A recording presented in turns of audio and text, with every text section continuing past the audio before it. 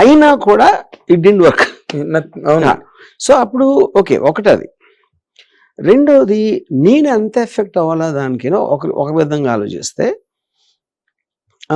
మా అంకుల్ ఒకడు ఏమన్నారంటే క్షణక్షను ఎందుకు ఆడలేదు నాకు తెలీదు, గ్యాంగ్ లీడర్ ఎందుకు ఆడింది కూడా నాకు తెలియదు,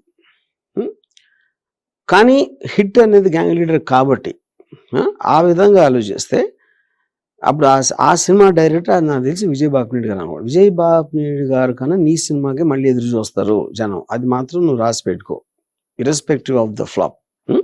అందుకని నీ కన్విక్షన్ వదులుకోదు just because something else is a hit. Okay fair enough, తను ఏదో వాళ్ళు కన్సర్న్ చెప్పాడు.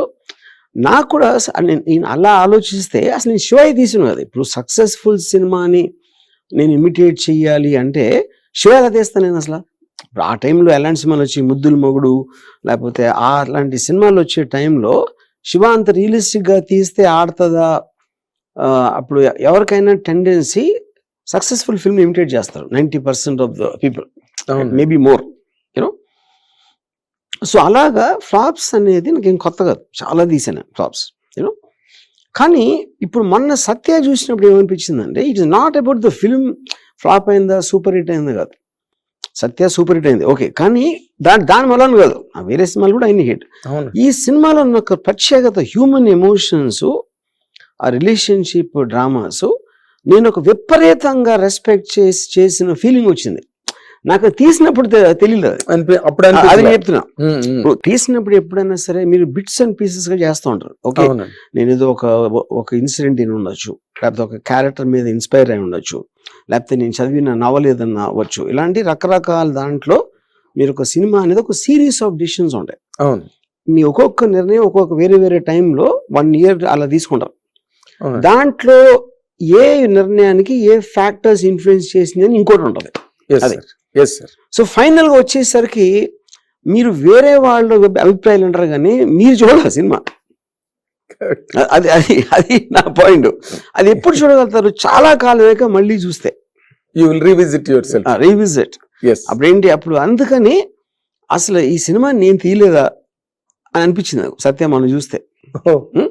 ఎందుకంటే దాని తాలూకా ఎమోషన్స్ ఏవైతే నా దగ్గర లేవా, మారిపోయినాయా, లేకపోతే వేరే రూపం తీసుకున్నాయా అనేది ఈవెన్ ఐ డోంట్ నో. అప్పుడేంటి ఇంకొకరు తీసిన సినిమా చూసినట్టు ఫీలింగ్ వచ్చింది నాకు. ఇది ఒక విధంగా రిడ్లీ స్కాట్, నేను ఒక 7-8 years back Ridley Scott entry కూడా చూశాను, ఏలియన్ సినిమా డైరెక్టర్.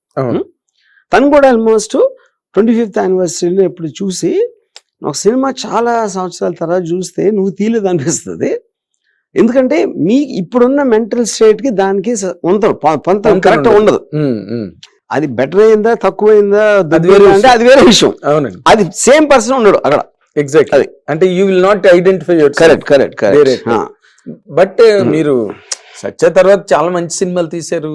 అండ్ మీరు మంచి చెడు అనేది సబ్జెక్టివ్ అనేది, హిట్ అయ్యి కూడా సబ్జెక్టివ్. నేనేంటంటే ఇది ఒక పర్టికులర్ ఎమోషన్ రిప్రజెంట్ చేసింది సత్య. ఇప్పుడు కంపెనీ సత్య తర్వాత వచ్చింది, సర్కార్ సత్య తర్వాత వచ్చింది, బూత్ సత్య తర్వాత వచ్చింది. కానీ వాటిల్లో కూడా ఐ ఫీల్ సత్యాలో ఉన్న హార్ట్ లేదన్న ఫీలింగ్. హార్ట్ కాదు, సారీ టు కరెక్ట్ యూ, ఆ ఇంటెన్సిటీ ఏదైతే సత్యాలో క్రియేట్ అయిందో, ఆ ఫ్యూజన్ క్యారెక్టర్స్ మధ్య, సీన్ టు సీన్ మధ్య, అది నేను కదా హార్ట్ అంటే నా ఉద్దేశం. ఇప్పుడు కంపెనీ కూడా చాలా మంది ఫ్యాన్స్ ఉంటారు కంపెనీ సినిమా. అదేంటంటే every film will represent a certain genre. మీరు ఇప్పుడు కంపెనీ అనేది ఒక టాప్ యాంగిల్లో అండర్ వరల్డ్ ఎలా ఉంటుంది అనే ఒక కాంటెక్స్ట్ లో తీసినది. Satya is very low angle film or high level film actually, human లెవెల్లో. ఇప్పుడు సత్యాలో మీరు చూస్తే టెక్నిక్ చాలా తక్కువ ఉంటుంది సత్యాలో. అవును, టెక్నిక్ చాలా తక్కువ. కరెక్ట్. ఇప్పుడు ఫోటోగ్రఫిక్ యాంగిల్స్ కానీ కెమెరా మూవ్మెంట్స్ కానీ సత్యాలో చాలా తక్కువ ఉంటాయి. ఎందుకంటే నేను క్యారెక్టర్స్ కి బాధ్యత ఇచ్చాను, క్యారెక్టర్స్ పర్ఫార్మెన్సెస్ మెయిన్ గా తీసుకున్నాను. దాంట్లో కంపెనీలో మీకు చాలా టెక్నిక్ ఉంటుంది, మళ్ళీ సర్కార్లో చాలా ఎక్కువ ఉంటుంది టెక్నిక్.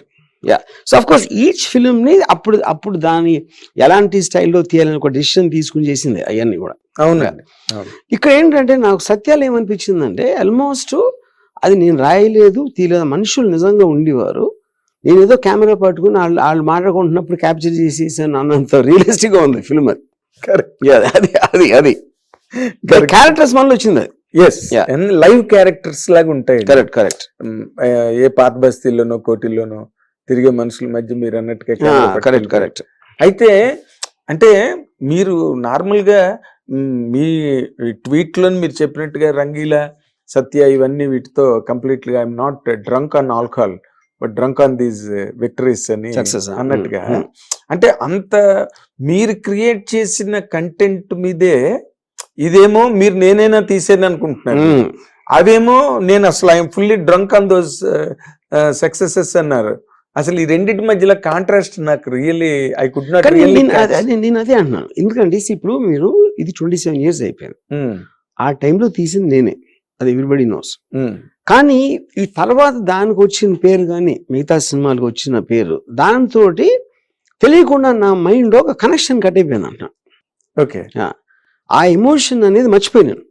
ఎమోషన్ అనేది నా మైండ్ లోంచి వెళ్ళిపోయింది. అప్పుడు నేను కొత్తగా చూసినప్పుడు ఎందుకు వెళ్ళిపోయింది, దీని వల్ల డ్రంక్ ఆన్ సక్సెస్ వలన.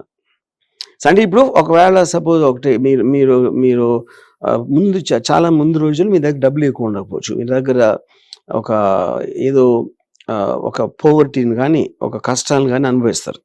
సడన్గా ఒకరోజు సక్సెస్ వచ్చేసింది అనుకోండి, ఒక పర్టికులర్ టైం తర్వాత ఆ పీరియడ్ మర్చిపోతారు మీరు. అప్పుడేంటి, మీకు ఎంపతి పోతుంది. అలాంటి సిచ్యువేషన్ వేరే వాళ్ళ మీద మీకు ఒక ఎంపతి పోతుంది. ఎగ్జాక్ట్, అది అది అది అది జరిగింది. అదే మీకు సినిమా మీద అది అది అయితే అంటే వాట్ కుడ్ హ్యావ్ కాంట్రిబ్యూటెడ్ అంటే, ఓకే మీరు డైరెక్ట్ గా ఓపెన్ గా చెప్పారు సక్సెస్ లని, బట్ మీరు మీ ఫీలింగ్ కి మధ్యలో మీ తాలూకా ట్రాన్స్ఫర్మేషన్ కి మధ్యలో అంటే డిడ్ ఎనీబడి ఇంటర్ఫియర్ మిమ్మల్ని? అలా కాదండి, మీరు గ్రేట్ సార్ వరుణ్ గారు, నా ఫాల్ట్స్ అన్నిటికీ నేను ఒక్కనే కారణం, ఇంకెవరు లేదు. ఎందుకంటే I believe I'm a very intelligent man, I believe I'm a very practical guy, I have a lot of and I'm very well read person. So నన్ను ఇన్ఫ్లుయెన్స్ చేయడానికి ఎవరి వల్ల కాదు first of all. So nobody did that. ఇది కేవలం నేను చేసుకున్న స్వయం అపరాధం అని అంతే. ఎందుకంటే నేను నా ఫెయిల్యూర్కి ఎవరికి క్రియేట్ అవ్వను, నా సక్సెస్కి ఇస్తా. దానికి ఎందుకంటే కారణం, ఇప్పుడు ఒక ఫిల్మ్ మేకింగ్ అనేది ఒక టీమ్ ఎఫర్ట్ ఉంటుందండి. Team effort, director is not a primary artist in the sense of the word. Music director music చేస్తున్నాడు, డైలాగ్, కెమెరామెన్ కెమెరా, యాక్టర్, ఇలా రకరకాల వాళ్ళందరినీ నా విజన్ తోటి నేను ఒక ఛానలైజ్ చేస్తున్నాను, ఒక ఎమోషనల్ ఇంపాక్ట్ క్రియేట్ చేయడానికి. అది డైరెక్టర్ పని. సో డైరెక్టర్ ఆర్టిస్ట్ కాదు, అలా చూస్తే ప్రైమరీ ఆర్టిస్ట్ కాదు. Primary artist, correct. So not an artist, primary.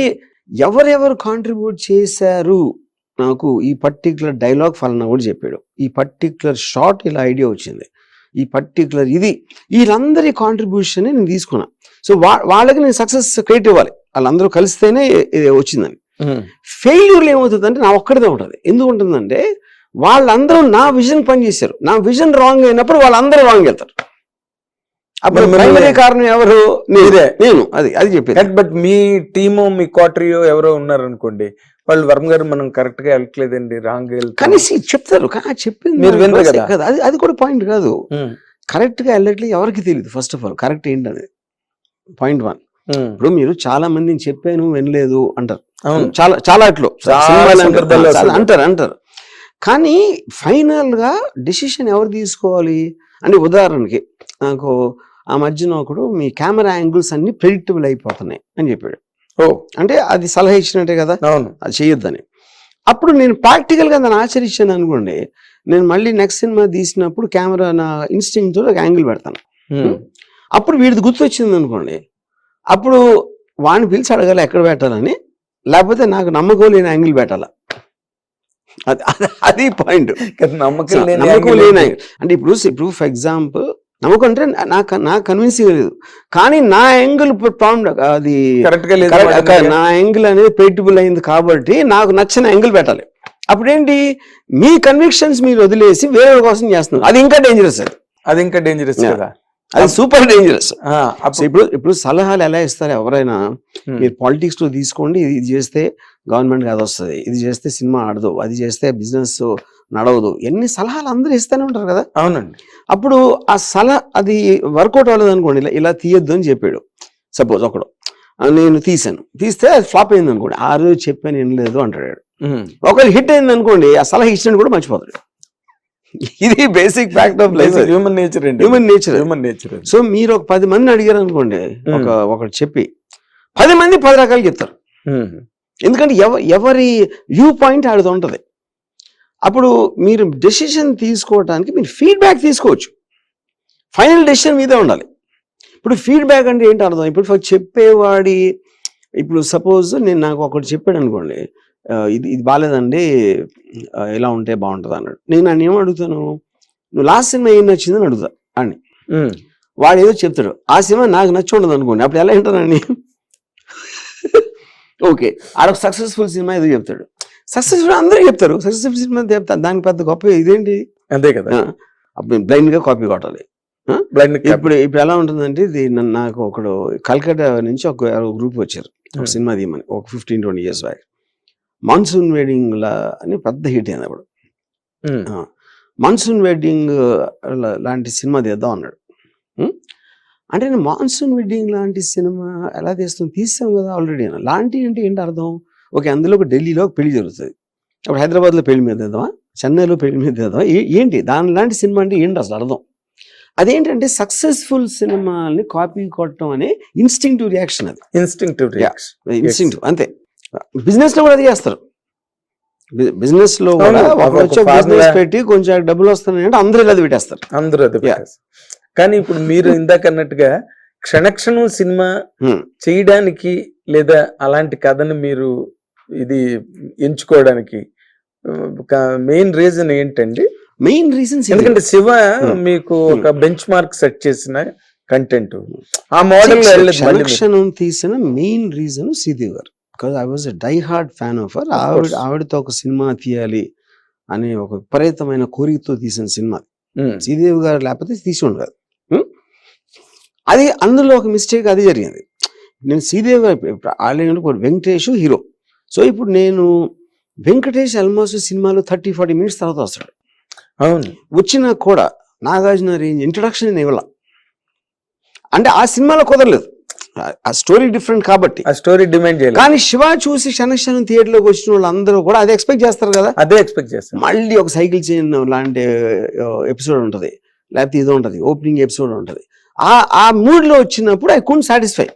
That is the reason that the picture didn't work. తర్వాత ఇంకోటి, ఆ సినిమాలోని బాగా ఇమోషనల్ పెంటప్ ఇమోషన్ పాయింట్ దగ్గరికి వచ్చేసరికి శ్రీదేవి గారు ఏమో దేవుడా దేవుడా దేవుడా దేవుడా అని డ్రాప్ అయిపోయింది అక్కడ.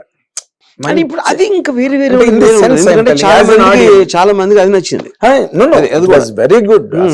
నేనే చెప్పా కదా, అందులో అసలు ఒక శ్రీదేవి లాంటి ఆ రోజున్న బబ్లింగ్ బ్యూటీని, డాన్సింగ్ క్వీన్ అనిపించుకున్న శ్రీదేవిని కూర్చోబెట్టి మొత్తం అసలు అది ఎవరు చేయగలండి? Nobody can really dare. చేశాను కానీ దాని మీద చాలా క్రిటిసిజం వచ్చింది అప్పుడు. ఇప్పుడు శ్రీదేవి గారు టెరిఫిక్ డాన్సరు, చాలా అందగత, ఆయన మంచి మంచి డ్రెస్సులు వేసుకుని అందాన్ని చూపించకుండా ఈడ ఒక డర్టీ స్కర్ట్ వేసుకుని నేల మీద కూర్చోబెట్టి కలవకుండా ఉన్నాడని చాలా మంది ఉన్నారు అడవిలో. యాక్చువల్ గా దిస్ ఇస్ ట్రూత్. అలా ఆలోచిస్తే ట్రూతే కదా అది. కరెక్ట్. మీరు సినిమాలోకి రావటానికి ఆహ్లాదం పొందడానికి వస్తారు, ఒక హై పొందడానికి వస్తారు. కరెక్ట్. అప్పుడు అలా చేసినప్పుడు, కానీ తర్వాత ఏమవుతుందంటే, మీరు తర్వాత చూసినప్పుడు ఆ pressure of opening day expectation emotion ఉండదు కాబట్టి టీవీలో చూసినప్పుడు చాలా బాగుంటుంది. అయ్యో, టీవీలో కొన్ని లక్షల సార్లు చూసిన సినిమాని ఈ రోజుకి కూడా. బట్ మీకు అనిపించలేదండి పర్సనల్ గా, మీరు అంత డైహార్డ్ ఫ్యాన్ కదా శ్రీదేవి గారికి, ఇప్పుడు తనని కూర్చోబెట్టి సెట్ లో తను డాన్సులు చేస్తుంటే అసలు మీరు ఎంజాయ్ చేయొచ్చు, మీతో పాటు మేము కూడా ఎంజాయ్ చేసేవాళ్ళం. అసలు అందరినీ ఏడిపించారు కదా, అందరు కళల రాణిని అసలు కట్టుబట్టలతో అడవికి పంపించి అడవిలో కూర్చోబెట్టి పాట తీసి, మీకు అనిపించలేదు అలాగే? What did you really expect of it? అంటే నేను ఒకటి, I wanted to show her very beautiful, ఒక టార్గెట్. రెండోది, తనకున్న extraordinary acting capacity which I saw in mister India, లేకపోతే అలాంటి సినిమాలు, వాటిలో తనకున్న కామెడీ టైమింగ్, ఇవన్నీ ఎక్స్ప్లాయిట్ చేయడానికి డిజైన్ చేసి రాసిన స్క్రిప్ట్ అది క్షణక్షణం. ఓకే. శ్రీదేవి చుట్టూ. అంటే ఎవరు మిమ్మల్ని, మీరు ఇంకా there was never ever discussion? No discussion. ఇంకా మీతో ఎవరు మాట్లాడతారు సార్ శివ తర్వాత? ఎప్పుడు Yeah, మాట్లాడలేదు, ఆ correct. తర్వాత అసలు ఎప్పుడు మాట్లాడలేదు. శివ కూడా మాట్లాడలా. అంటే అది మీరు కన్విన్స్ చేసే దాన్ని బట్టి ఉంటది కదా. అయ్యో వెంకట్ గారు చెప్పారు కదా. కాన్వర్సేషన్ లో మాట్లాడినప్పుడు నేను కన్విన్స్ చేయగలిగితే ఒప్పుకుంటారు కదా. ఎస్ అదే పాయింట్. ఎస్. మరి ఆ తర్వాత డౌన్ ది లైన్ క్షణక్షణం తర్వాత గోవింద గోవింద వచ్చింది. Govinda Govinda was also did not fair. Correct. మీరు మీదైన కారణం ఏంటి సార్? గోవింద ఒక వన్ రీజన్ ఈజ్ ఇప్పుడు నేను హోల్ ఒక స్టోరీ అంతా బిల్డప్ ఇంటర్వ్యూలో ఒక రాబరీ జరుగుతుంది తిరుపతి. దాన్ని ఎలా సాల్వ్ చేస్తారు ఏంటి అనేది సెకండ్ పార్ట్. ఈ రాబరీ నేను 1200 feet ఎంతో అంటే అంటే ఆల్మోస్ట్ 12 to 13 minutes. దాంట్లో సెన్సార్లో 9 minutes ఎగిరిపోయింది. 9 కన్నా పైన. ఎందుకు వాళ్ళు వేసి దేవుడి గుడిలో షూస్తో ఉండకూడదు అంటే దొంగలు రాబ్ చేయడానికి వచ్చి వాళ్ళు షూస్ ఎందుకు ఇస్తారు బయట? ఓకే, అది వేరే విషయం. దాని ఒక్కదాన్ని మనం అంటలేను. That could be one reason. Fundamental hook point of the film అది ఆ టైంలో. సెకండ్ మేబీ అంటే ఇప్పుడు ఇదంతా కూడా పోస్ట్ అనాలిసిస్ క్షణక్షణం లాగా. అంటే post main reason I believe robbery thing ఒకటి. దాంతో ఎమోషన్ అనేది లేకుండా పోయింది సినిమాలో. సో ఇండివిజువల్ గా సాంగ్స్ బాగున్నాయి, ఏదో సీన్స్ బాగున్నాయి, అన్ని బాగానే ఉన్నాయి, కానీ what was missing is the fundamental hook. దేనికోసం అయితే సినిమా తీసామో అది లేదు సినిమా. ఆ 9 minutes లేపడం వల్ల అదే మెయిన్ పాయింట్ లేదు కదా. ఓకే. ఎందుకంటే అసలు ఒరిజినల్ గా ఆ సీక్వెన్స్ చూస్తున్నప్పుడు రీ రికార్డింగ్ టైంలో ఈ కోరస్ సింగర్స్ కొంతమంది మోర్చిపోయారు అసలు అది చూసి, ఆ ఎపిసోడ్. అవునా? రాబరీ ఎపిసోడ్ చూసి. అంటే అంత స్ట్రాంగ్ ఎమోషన్ ఉంటది అది.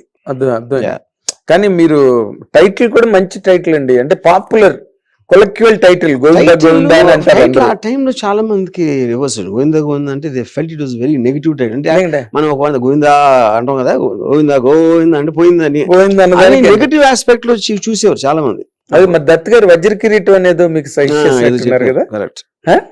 మరి ఎందుకు? హిట్ టీవీ యాప్, ఇందులో short news, live news, entertainment shows, movies, digital magazines తో పాటు మీ జిల్లా వార్తలను కూడా ఫ్రీగా చూడొచ్చు. అంతేకాదు కేజీ నుంచి పీజీ వరకు విద్యార్థులకు స్కాలర్షిప్ కూడా అందిస్తున్నాం. ప్రతి వారం 10 మందికి లక్కీ డ్రా ద్వారా ఒక్కొక్కరికి 10,000 రూపాయలు అందిస్తున్నాం. ఇంకెందుకు ఆలస్యం, వెంటనే హిట్ టీవీ యాప్ ని డౌన్లోడ్ చేసుకుని ఫ్రీగా ఎంటర్టైన్మెంట్ పొందండి. Hit TV app. Hit TV app. Please download hit TV app. Hit TV app ని ఫ్రీగా డౌన్లోడ్ చేసుకొని ఎంజాయ్ చేయండి. మీకు నచ్చిన ఎంటర్టైన్మెంట్ కోసం హిట్ టీవీ యాప్ ని ఫ్రీగా డౌన్లోడ్ చేసుకొని ఎంజాయ్ చేయండి. హిట్ టీవీ యాప్ ని డౌన్లోడ్ చేసుకుని ఆస్వాదించండి, ఆశీర్వదించండి. ఇంతమంది సెలబ్రిటీలు హిట్ టీవీ యాప్ ని డౌన్లోడ్ చేసుకోండి అని చెప్తున్నారంటే ఎంత మంచి యాప్ ఆలోచించండి. అమెరికా అమెరికా అమెరికా అమెరికాలో చదవాలనుకునే వాళ్ళకి విశ్వసనీయమైన పేరు మన శౌర్య కన్సల్టెన్సీ. UK లో 1 year masters, UK లో 1 year masters, 2 years work permit up to 5 years visa. Contact Saurya Consultancy. Contact 89851 89851.